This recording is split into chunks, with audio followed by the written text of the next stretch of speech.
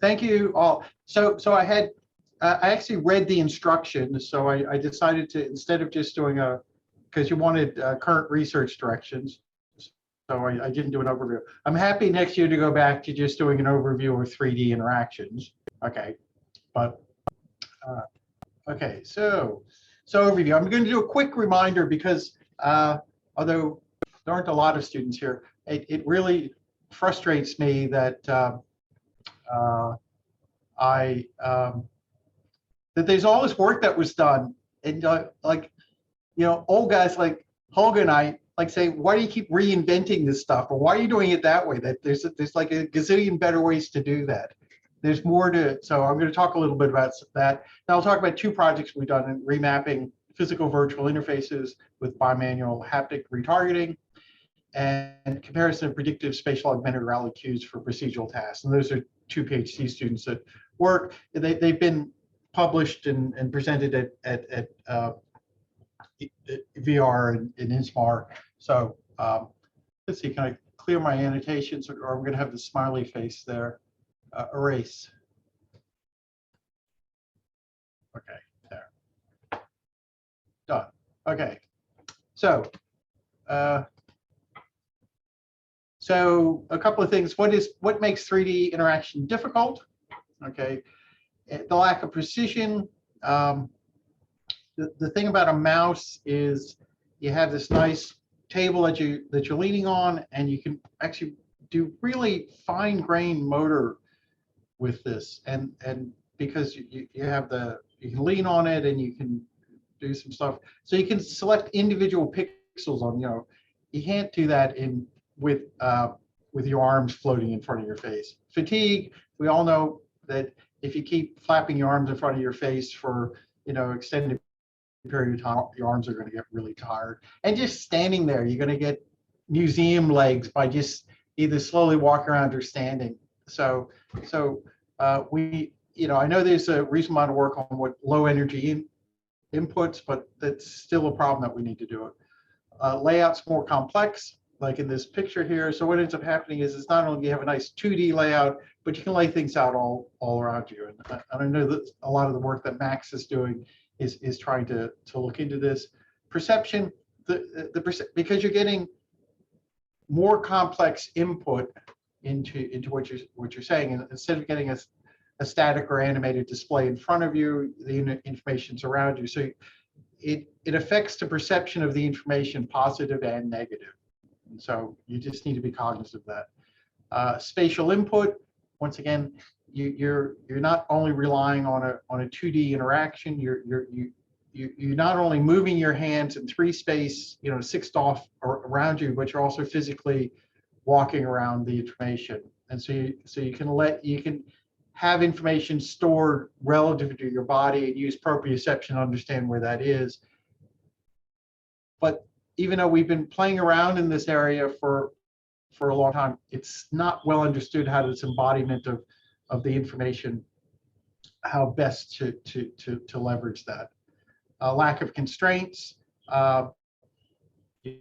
Once again, if you look at somebody who has a 3D painting program, what ends up happening is the first thing people do is they actually just write out their name. Invariably, that's the first thing people do. But because it's not constrained to a layer, people don't really, I mean, and I'm going to talk about people, I'm talking about computer scientists, they who haven't used VR a lot, they tend to still put this into a 2D space, and then so the lack of the constraints of where you're putting things is actually quite confusing for people. It's interesting when you put something like the tilt brush and you put a designer or an artist in there, they immediately go to 3D. So that's a really interesting thing. But the constraints that we have, we don't quite understand. And what I talk about constraints as in constraining things onto a particular surface, but also layout constraints. That's not well understood how we do that. So we don't understand how that particular problem. Lack of standards.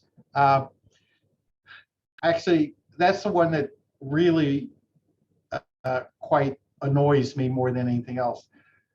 Places like Apple and Google and Facebook, they keep pushing out standards. And sometimes it's from people who have background knowledge, and sometimes it's just, oh, we've been playing around this for a year or two, so we think this is the best way to do it.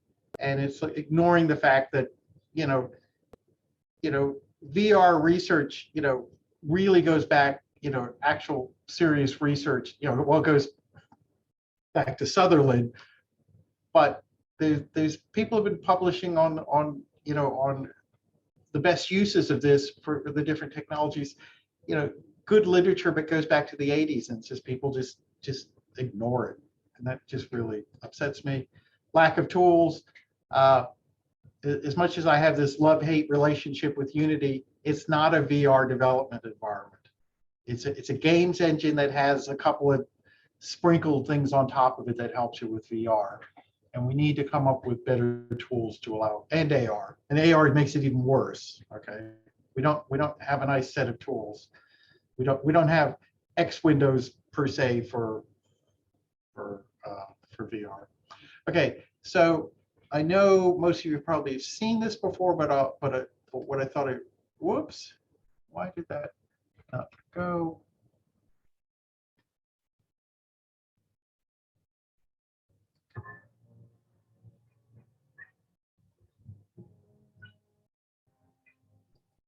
We don't need the mood music.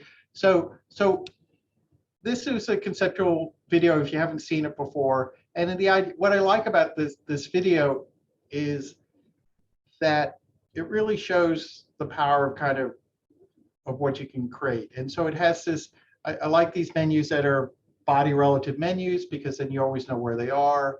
I like the fact that through a set of gestures, you can start creating things. I like the fact that you use the embodiment to walk around, and that gives you an idea. But one of the things about this video, which is kind of the unseen thing, is there's this incredible AI engine behind it that's allowing people the system just knows what he wants to do. He's doing the same gesture, but he's end up creating things. And so if you get, especially if you go forward, he creates this just by waving his hands around. Okay, and so then, and the only way you can do that is if you had this amazing engine that understood his gestures and understood his intent and understood what he was trying to do. So I think there's some lessons to be learned for what I call intelligent user interfaces, that we need, you can't do everything just explicitly. Well, obviously you have to explicitly do something, but the context and things like that, I think there's things to be learned from that. We're nowhere close to making this. Okay, so that's kind of the vision in things of that nature. So some things we forgot about, or people forget about, So here's some techniques which I wish people would go and try using and extend. So image plane techniques. And so the idea of this, I'll show a little video. And the idea of this is that your head-mounted display, you have an image plane on it, a 2D plane.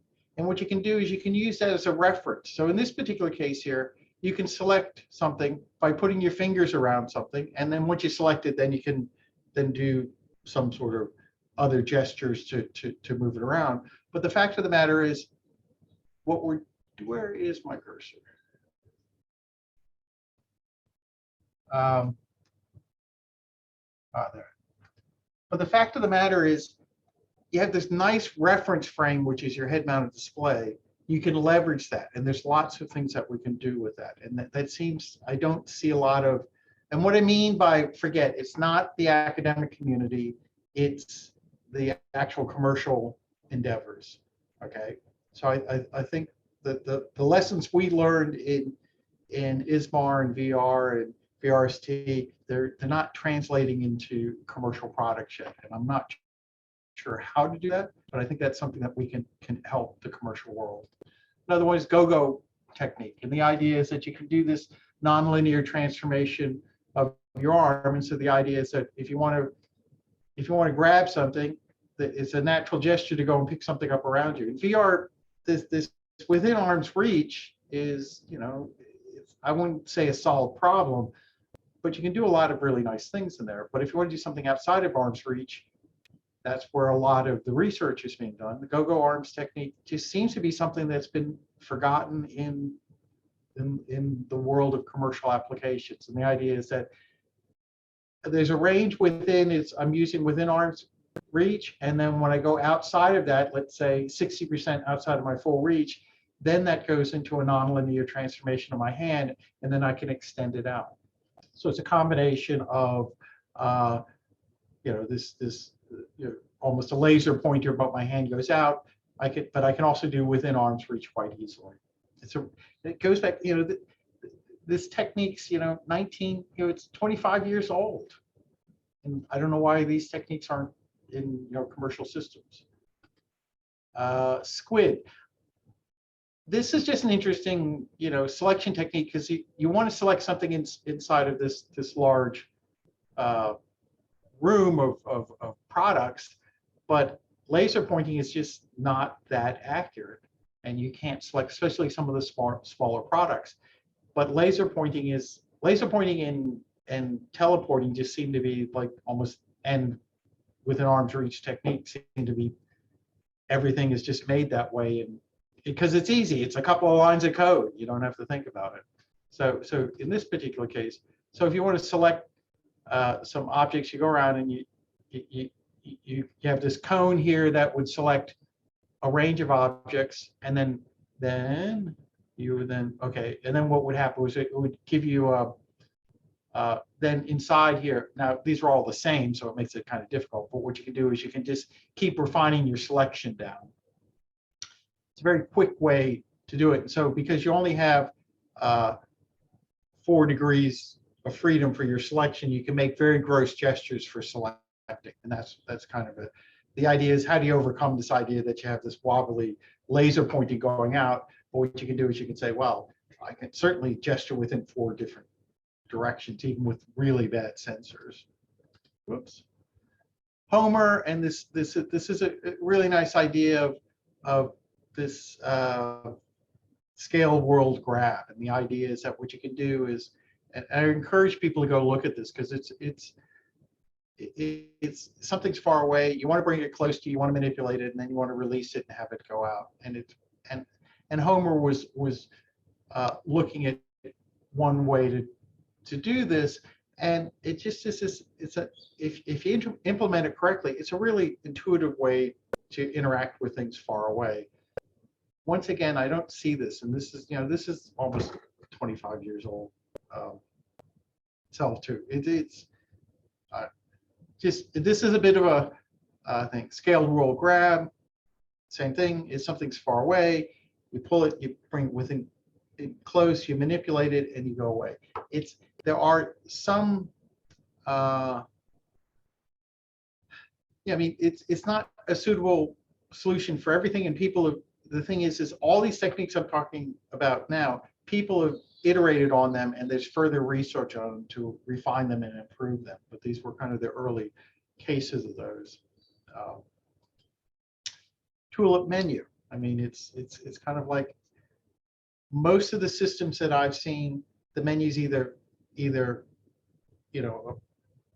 either appear connected to your pointing device, or they appear in the world, or the screen relative. But here was looking like saying, if we have gestures and we're using our hand and we're going more to gesture-based things, simple way of setting up a menuing system. I'm not advocating this as the best menuing system, but this is a clear example of how you can start thinking in kind of in different ways. That's all. Just sort of throwing these out to remind people that there's a wealth of information, and Doug Bowman and a whole bunch of other people at the 3D interaction book is still, I hope that's required reading in this class. Okay, are there any quick questions before I go on? Take that as a no. I don't see anything in the chat room. Okay. Okay. So the first thing I want to do is talk about this work, and Brandon, a PhD student here, and the supervisors So this is work that he presented at VR in Osaka. And so the motivation of this is what he wants to do is we like haptic feedback, but the problem is it's difficult to implement. Either it's you have to do some sort of major contraption like this robot arm to touch something, or you have to put complicated devices on your hand, or so how can we get this but use something that's a bit more passive haptics, or something like, or just actual physical buttons. Okay, so hand redirection, which is similar to redirected walking, is the idea is we can trick people into thinking that they move their physical hand a different amount than they actually did. So we can trick them into moving their hand a little bit, but the virtual hand moves more, or the virtual hand or the physical hand moves a lot, but the virtual hand moves just a little bit. And what this allows us to do is we can trick people into touching something physical that they're not expecting. Okay. And so what we can do is, because we can do this trick, we can then have, it feels like the hand's moving around a lot, but in fact it's moving around in a very small area. And leveraging on that, we can then say, well, what we can do is we can take this control panel up on the top of a 3x3 set of buttons, and we can emulate a 10x10 set of buttons. Okay. And so what we can do now is we can make a much simpler physical device, but it will seem like a complicated device. And we have a regular pattern here, but it doesn't have to be a regular pattern. So what we can do is we can emulate different layouts of buttons with just a few buttons. And the nice thing about it is, because you're going and actually touching a physical button, you're getting that haptic response, that tactile response from like, oh, I actually pressed a physical button. So I pressed it, I got that indentation of the button, and when I put it in, I know I pressed the physical button, which is a much different response to, I just pressed a button in thin air, and did I actually touch it? Did I go through it? So that's what he's trying to do. Okay. And so a simple example of this is you can take the menu button on a Vive controller, and you can then turn it into instead of a single button, you can turn it into a 3x3 array of buttons. So that's a simple example of using it. Okay. So now you on the hand controller, you can say, well, I've got 9 buttons there with different labels on it, and then we can use them for different purposes. Okay. Okay, so haptic retargeting. So this works, based on other people's work. And so what happens is that in the upper, some of the original work was, what you wanted people to do was pick up a cube. So they had a single cube, and what happened would be is you could redirect someone to say, pick up the red cube, but the cube is always located where the green cube is. So you redirect their hand to go, so they think they're picking up the red cube, but they're in fact just picking up the cube in the center every single time. And then one of the problems with this is this target remapping is the fact is that you have to, when you pull your hand back, you have to then say, well, I want to select a different target, and then so you have to then readjust the user's visual perception about what's going on. And so a lot of the work that Brandon's interested in is so this work assumed that you put your hand back into one position, and then you went back to another, then you went back. So how do you make this a little bit more generic than just saying, oh, I'm going to put my hand on the table and I'm going to go select a cube. So how do we make this a bit more usable? So he was interested. One is to look at two things. One is we can warp the body, which is what these previous ones, or we can warp the interface. What I mean by that is you can change the position of the hand relative where you're putting it, or you can actually just slide the interface so the button you want to press is always under the physical button. Okay, so that's one thing he was interested in, and the interplay between those two. And the second is, these all work where the interface is fixed. Does this also work when it's bimodal interaction? I.e., I'm holding a tablet in my hand, so I have a tracked tablet. Does this still work when I'm moving the tablet around and the finger around? Okay, so that's what the experiment was looking at, these two warping interfaces and the bimodal. Okay, so we were looking at task performance, perceived manipulation, and presence, and we were looking at the different modes, which is bimodal, unimodal, and the different warping techniques. Okay, so what we did is we had 22 participants. They had one practice session, and we had the three conditions: unimodal, bimodal, body, interface, and then a combination of both. So you could, from the video there, you can see what the experiment was. So the pressing at the bottom is like saying, oh, once they press that target, then we know where we can then reset the whole warping interface. What Brandon's been looking at is like saying, can we do something so we don't have to go back and press the bottom? And that's his future work. Okay, so we had have it set up like this. We physically printed out larger buttons. There is this problem with the current system, and this is part of it is a sensor technology, and part of it is perception. You can't use really small buttons, so we use these buttons. Okay, and then we have to do this alignment between we use leap motion controllers in this experiment and Vive tracking. And then we have to do we have to get a common coordinate system between those, and then randomize the layout. And then we had 9 presses per condition, so that we go through. Okay, so what we found was that in the case of response time, there was the combine was significantly faster than the warp body. Okay, so when you combine them, in the errors, that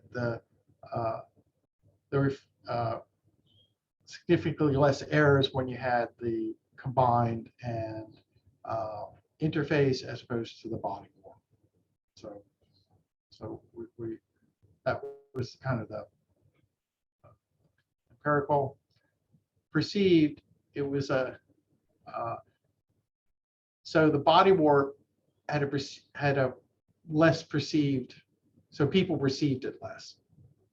So even though it didn't perform as well, it was less perceptual. Okay, and there was no presence difference. So we think that these systems can provide accurate tactical feedback for dynamic handheld devices, which is I think an interesting use of this, because if you look at systems like the Void, they use tactical feedback in theirs, and so now what we can do is perhaps we can extend those systems. Okay, interface warp technique can reduce the body warp. So what we can do is when we combine them, we can reduce the amount of the actual warping that we're doing with the body warping. The combined reduces response time, and the combined and interface had fewer errors. So any questions about this first? Kind of blasting through these. There's going to be plenty of time for questions and answers at the end.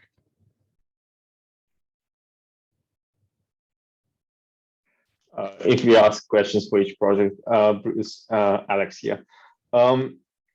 So currently this work, you had prescribed to the participants which button they have to press.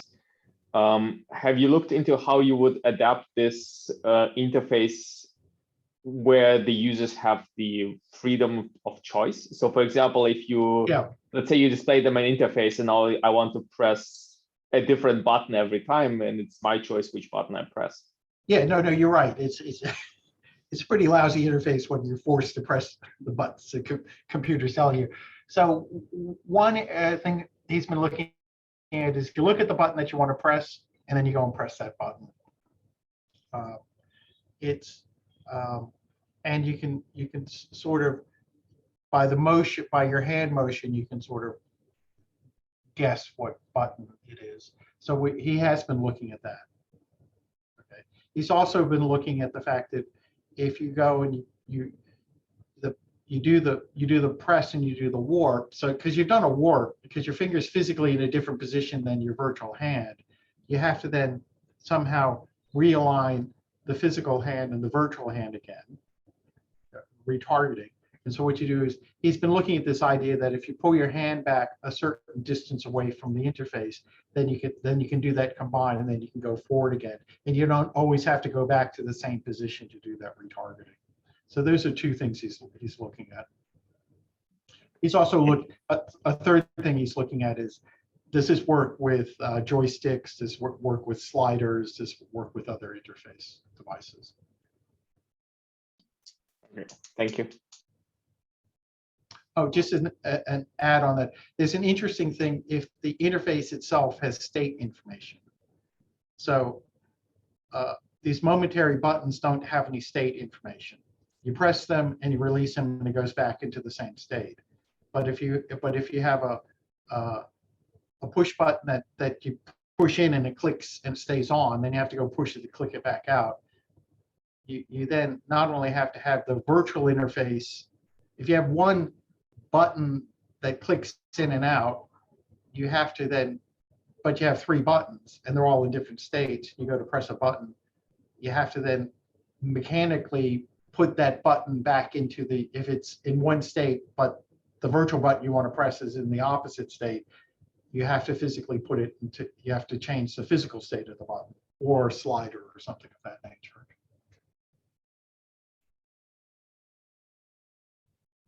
Any other questions?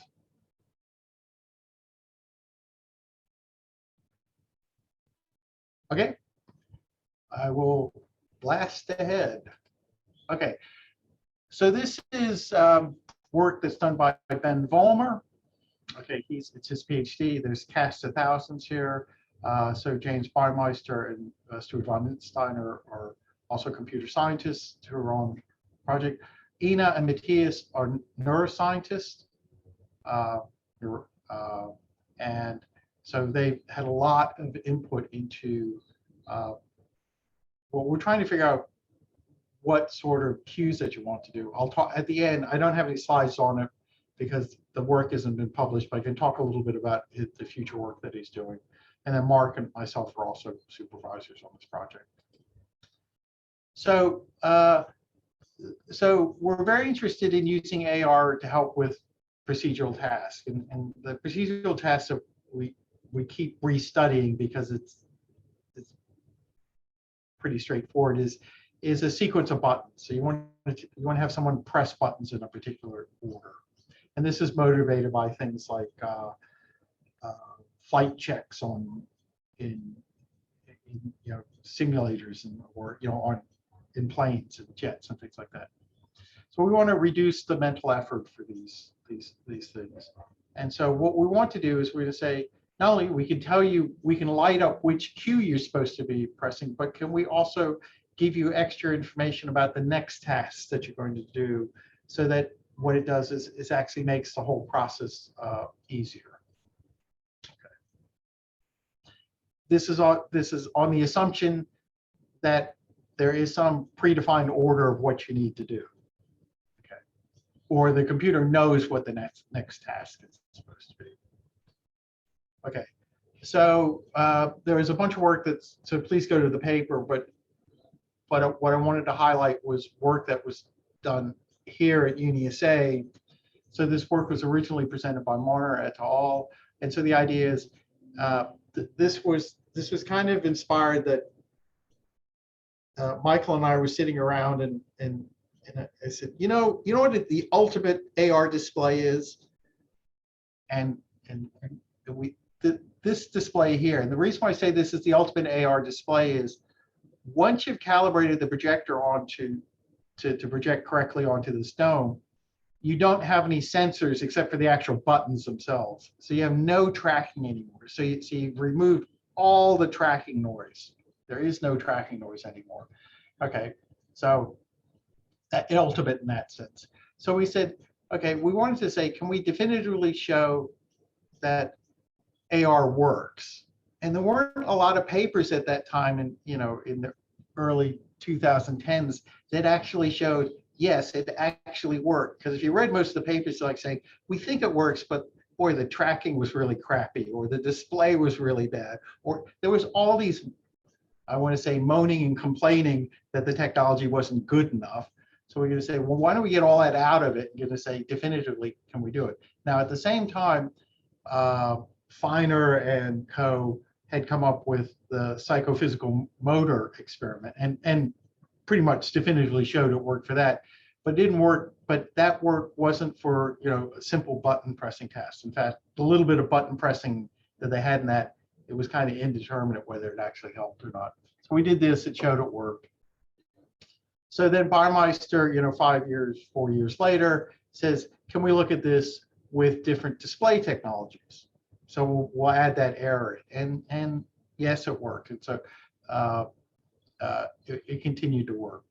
So we're pretty happy with this. Okay, so the contributions to this particular paper is we're going to send this work to say, can we, working only in SAR, not in the different head-mounted displays, can we look at different predictive cues? And so what we can say is the next one that you're going to do, so we're not only showing you a single cue here, but we can show you what the next button, so you're pressing one here, and then what is the next one? So we looked at, and I'll show you a picture of this. We have a blinking cue, we have a change in color cue, we have an arrow, a line, and an arc. And I'll go through those in a little bit more detail. Okay, so the hypothesis of this is all the predictive cues have a positive effect on performance. The directional based cues lead to superior performance over target based, and that was based on some neurological information or some neurological theories, and task complexity will impact on it. And so what we mean by task complexity is we have a condition where you show a full cue or you show all the cues simultaneously, and you have to read the numbers on the cues to figure out which order to press them. So I had two experiments. Here's an example of the all cue. So you can see the different numbers, and that's also the arrow cue associated with that. So we had a single case in all. We had 12 button presses in 5 blocks. They were randomized. And then we use PAS, which is a educational psychology, single question mental effort that's been validated a gazillion times. So for self-reported mental effort, it's actually a good cue. It's a 9-point scale. So we ran 2 experiments. The first one was we had 20 participants, 3 females, 3 left-handed, all over 18, and the second one also for 20 people, and the demographics.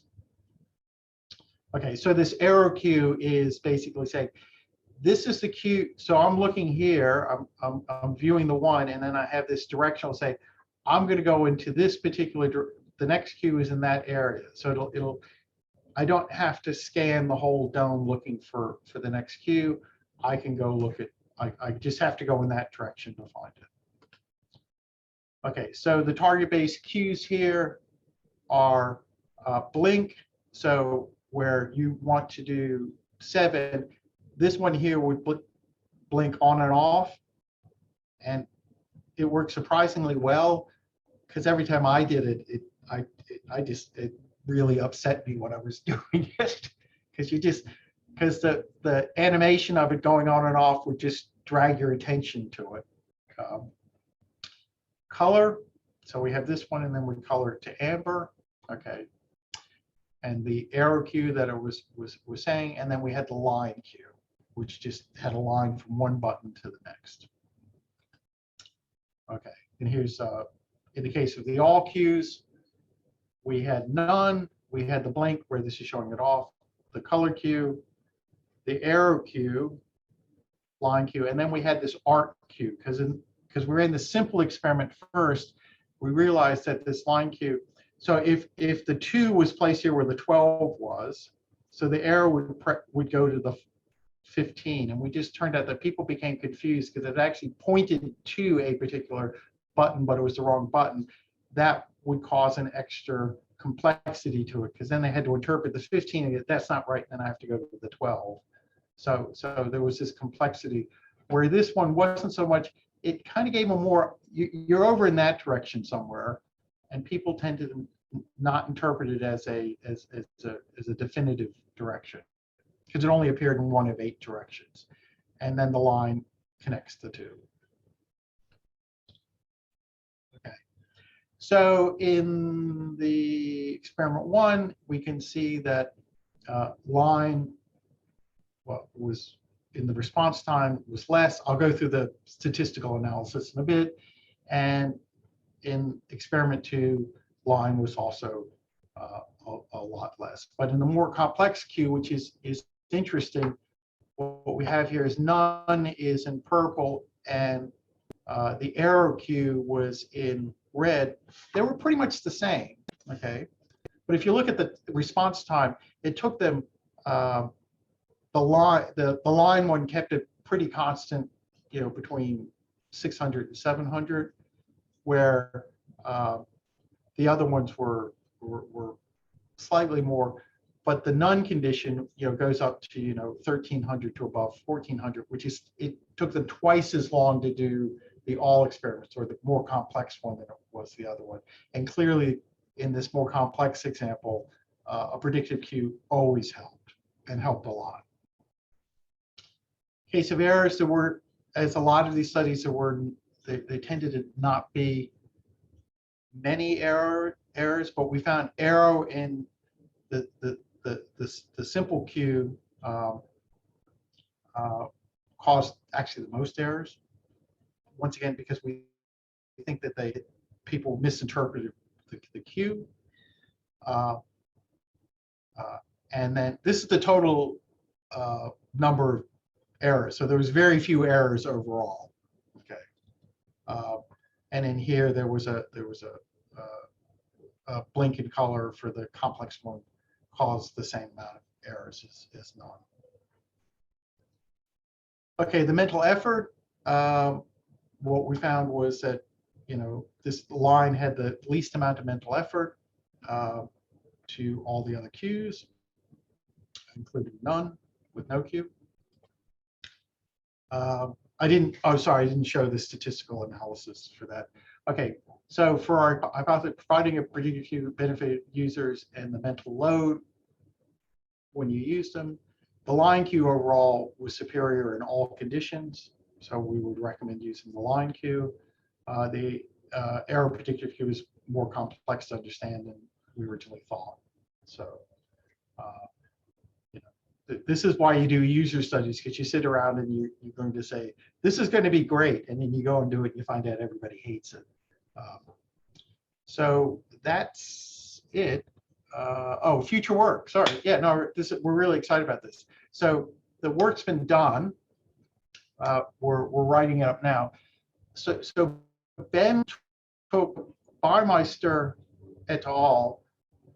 Looked at just the simple Marner experiment, and then what they did was he put the Marner experiment in a study where they were sleep deprived overnight. Okay, so they came in the evening and they stayed up all night.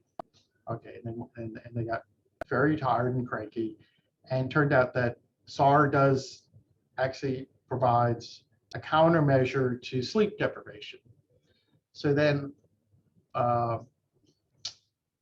Ben wanted to see, do the predictive cues still work? But instead of doing it overnight, we had them stay up for 62 straight hours. So the experiment actually covered 4 days from the pre-training to recovery. And where there was a dip in performance when the circadian rhythms, especially in the second circadian rhythm, they were up for 48 hours straight. There was a dip in performance, but it continued to improve.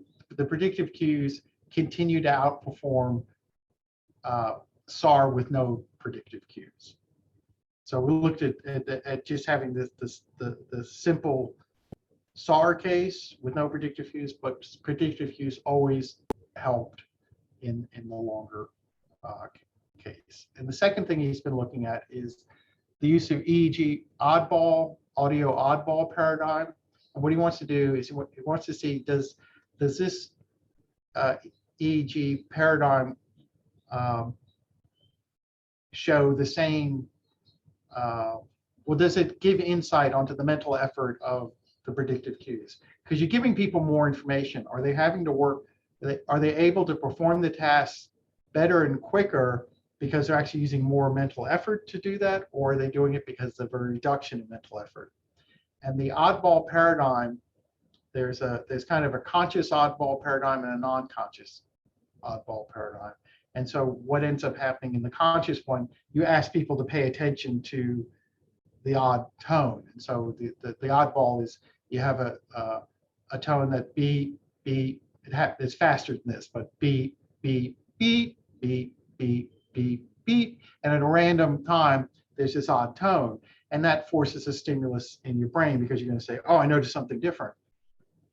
You can either have the people pay attention to it and then do a response to it, or what we did is just saying it's in the background, it's a dual task, but it just ignore it. And so the theory is that if you are using all your cognitive resources, your the reaction to that to the odd tone should be different if you have leftover resources than if it's when it's the same. And we were looking at a number of different measures. If it's the same, then you don't have any resources. Whereas if you said, oh, I noticed the odd tone, and then you respond to it quicker or with then you had. So the reason we were interested in doing this, one, is to show that the predictive cues actually, using objective measures of EEG, does it have less cognitive load? And certain predictive cues do.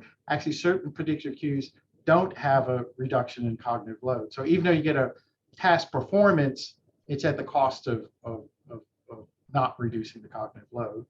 And two is, we're very interested in this EEG oddball paradigm, as what you could do is you can hook this up and you just have people do whatever tasks that you want, and you're measuring their cognitive response, multiple times a second, independent of what they're doing. And it's a different measure than the alpha theta measure, which is a common measure. So it's using ERPs as opposed to alpha and theta power. So we're both these have not been published, but we're very excited. I know there are people in New Zealand that are looking at physiological measures to measure cognitive effort and cognitive load, and we're happy to have conversations about how to extend this work. And that's about it for me. Thank you very much. Happy to discuss any of these ideas. Ready to go to sleep? Go ahead, Tobias. Okay, thanks, Bruce. I have a question, but it was really to some of the comments that you made at the beginning. So you said that you think, for example, Unity is not really a good VR development environment. I mean, it is a game engine or development environment first, but what is it? What particular is wrong for you? Is it the fact that you that it doesn't support some of the interaction metaphors and techniques that you proposed? Or is it the fact that you, like the video showed, that you don't design the VR environment while you're immersed in the VR environment? So I'm just out of curiosity, what don't you, what is the missing feature? Okay, there's a couple of missing features, and I know Unity, and that's what I use, and I can't speak to Unreal. They're trying to integrate it in. They're trying to make a VR AR ready version of it. Okay, and currently what you end up having to do, and okay, let's take a step back. Let's look at something like X Windows. Okay, so X Windows basically codified ways of developing user interfaces. So if you wanted to make something like a calculator, a very simple user interface, you could use interactive tools to knock one up pretty quickly. And part of the reason you could do that was over the course of making user interaction tools, people started understanding what were the common elements that you wanted to do across applications. And if you wanted to make a complex interactive environment, you left the automated tools behind and then you started coding things up. But still, the concept of, we all agreed on what a push button was on a window. We all agreed what a drop-down menu was, and we could change aspects of it. So these common elements came together. And so then the tools evolved to support that.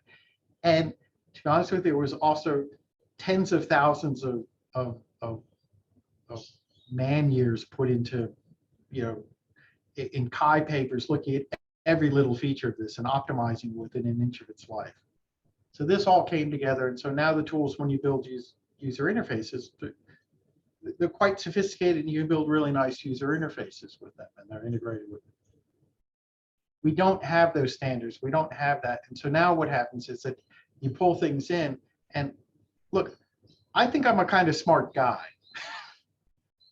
but every time I go to Unity decides to change its interaction engine for VR, and it takes me a week to relearn it, with the little bit of time I have to do programming. So there isn't this commonality. That's one of the problems. And two, VR is a more complicated beast because what the biggest difference between mice is the number of buttons and whether it has a wheel on it or not. The difference between just between a Oculus Rift handheld device and a Vive handheld device, they're very similar, but they are different. It's like an Xbox and PS2 controller. You have different controllers and you have to map differently. So there's that problem. I just also think we just don't understand. We understand lots of things that we want to do, but we don't have a common set of tools or a common set of way of doing things. So I'm complaining about Unity, and it makes us money by a games engine. It doesn't make us money by making a VR engine. So it is a poorer cousin to what it's trying to do. Saying that, it is so much easier to make a VR environment now than it was before Unity. I'm not going to lie. It's reduced the effort. It's 1/10 the effort. It's sometimes for a simple VR environment, yes, knock one up in in 15 minutes. You bring a Vive, you bring the Vive assets in, and Steam VR, and you build an environment, and you can walk around it in next to no time. It's just that going to the next level, I think there's an interesting research problem on what is that toolkit. In the same way, in the heyday, I did my PhD in in the 90s, and user interface toolkits was kind of hitting its straps at that particular point. There were massive efforts to look at different toolkits and different toolkit technologies, and what's the best way to actually, the software engineering of making a user interface. I don't, does anybody know what universities are actually looking at the software engineering aspects of making VR environments? I don't see a lot of papers in that in IEEE VR or ISMAR. The mechanics of actually, like, what is a better environment? There were some frameworks that people talked about in ISMAR, like I know Tinmouth was a framework, and then Dwarf and some other ones. but that was more about how do you wrangle all these sensors together, and how do you, it was still really tough to put any system together. Sorry, I'm open for this discussion because this is something. No. It was just interesting because you touched. I found it interesting. I don't have a set opinion. But thank you. Open. I leave it now for other people.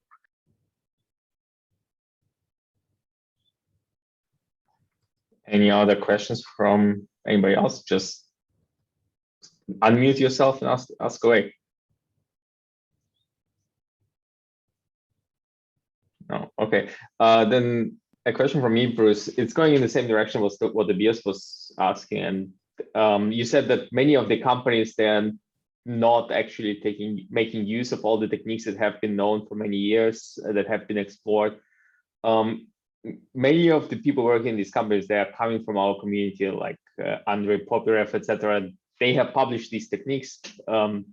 So where do you see the lack of this communication? Are they just forgotten and will have to be rediscovered? Or do you think that from the industrial standpoint, most of these techniques are not interesting or have been proven not to work for their use cases? That's why they're not being used. I don't know, because it was interesting when I went and I watched some videos about what's that Valve VR game for It's Alex. Alex, yeah. Alex Bruce, yeah. Yeah, and so they talked a lot about what they decided to do for locomotion, and they looked at and what they ended up. What was interesting, so I but I watched video interviews about them, and so what they did is they kept on engineering different solutions. I don't know if they read the previous work or not, but what they ended up doing was they ended up optimizing on what they thought was the right solution. Okay. Now, I think locomotion is an unfair one because I'm not, if you go into the literature, there's not a lot of, solutions to the problem. But I have this kind of theory that if you take something like 3D bubble cursor, I haven't seen anything like that, or even a decent implementation of worlds in miniature, which is an obvious one. I think you could make some interesting VR games that are based on these kind of interesting interaction techniques. But like I said, everything is just, it's just kind of like everything's a laser pointer. And I understand that that's intuitive for a naive user, but you take the game Portal, why isn't there a VR version of Portal? Just seemed to be an obvious thing, it might be you can't do it because it'll make you sick, but I don't know.